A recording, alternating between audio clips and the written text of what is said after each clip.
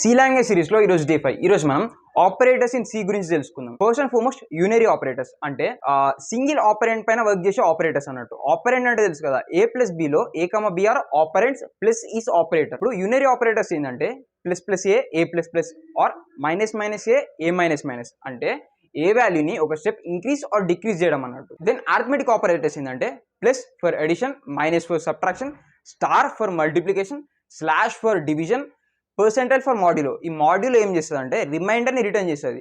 For example 6/2లో remainder ఎంత వస్తుంది? 0 వస్తుంది కదా.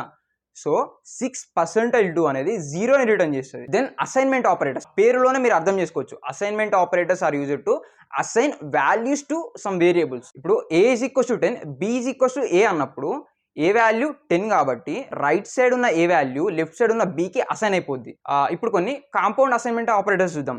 a + b అన్న, a = a + b అన్న ఒకటే, a - b అన్న, a a - b అన్న ఒకటే. ఇట్లానే రిమైనింగ్ ఆపరేటర్స్ కూడా వర్క్ అవుతాయి. ఈ ప్రోగ్రామ్ నేను a = 5, b = 3 అయితే ఇచ్చిన అండ్ మైనస్ ఏ అని ఒకసారి ప్లస్ ఏ అని ఒకసారి వాడినా. దెన్ సమ్ ఆర్థమెటిక్ ఆపరేటర్స్ వాడినా, a + b a - లాస్ట్ కి a % వాడినా. సో దీన్ని ఎగ్జిక్యూట్ చేసి చూద్దాం. సో మీరు చూసుకుంటే ఏ వాల్యూ ఒకసారి డిక్రీజ్ అయింది 4 అయింది. దెన్ ఏ వాల్యూ మళ్ళీ ఇంక్రీజ్ అయింది ప్లస్ ఏ వల్ల 5 అయింది. అండ్ రిమైనింగ్ మీకు తెలుసు కదా, అట్లనే a% b చూడండి, 5/3 చేస్తే 2 వస్తుంది రిమైండర్. ఇక్కడ చూడండి 2 ప్రింట్ అయింది మనకి మాడ్యులస్ ఆపరేటర్లో.